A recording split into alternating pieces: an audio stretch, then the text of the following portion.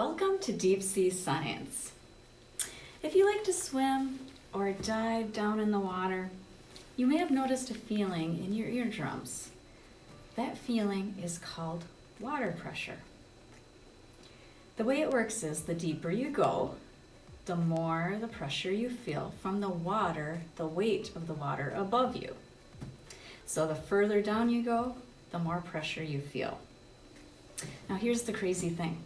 At the bottom of the ocean, the pressure is so crazy that it's like holding up 50 jumbo jets. Can you imagine holding up 50 jumbo jets? Of course, our bodies aren't designed like that. God didn't design us to be underwater all the way down there, but the cool thing is, He did design some animals to be able to withstand that kind of pressure. And He made them in special ways. The flapjack octopus is one of those. Also, whales. Whales are really cool. They're designed by God to withstand great pressure changes. Inside their bodies, their rib cage actually can collapse because it's joined with loose cartilage, kind of like what you have on the top of your ear, so that their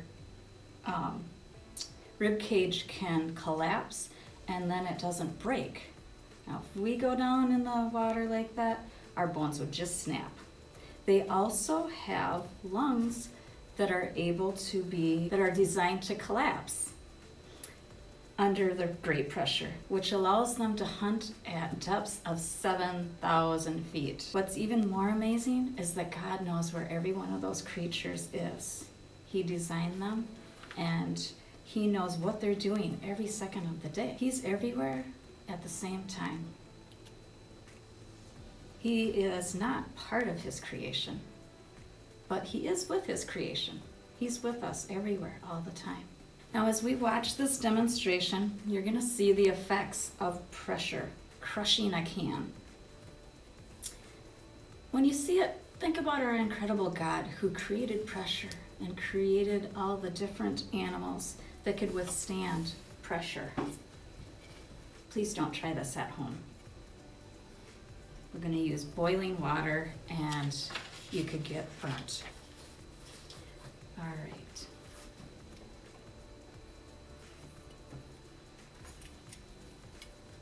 What I have here is some really hot water for the steam to come out of the can. Looks like we've got some steam coming. All right.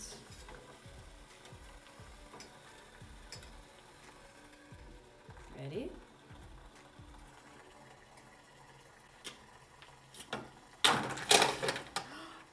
Do you see the can crush? That wasn't me with my tongs. That was just the can crushing. Now, what do you think happened to that can? Why did it crush like that? Well, I'll tell you what happened. See what happens when water, liquid water, gets really hot. It forms steam, just like you can see coming off of my pot here. Now that steam pushed the air out of the can. So the rest of the air was out, and then all of a sudden, I made that can super cold, and there's super cold water here. When that can got super cold, all that water vapor that was inside started to condense really fast, which means it turned back into liquid water. Now, liquid water doesn't take up as much room as the water vapor. The water vapor is less dense, which means that it has more space in between the molecules. Now that liquid water taking up less space made inside the can have less pressure. Now on the outside, we had this water, the water pressure pushing in on the can, and also the air pressure. Air has weight to it, and the air pressure also pushed to the can.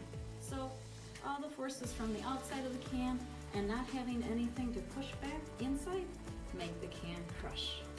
Now it's cool to do all these fun science experiments, but it's also important to remember that We can do these experiments over and over again, and we'll get the same results because God created the laws of science to keep working the same way because God doesn't change.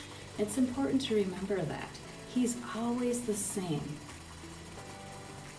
And the good news is that we can find out about him in the Bible.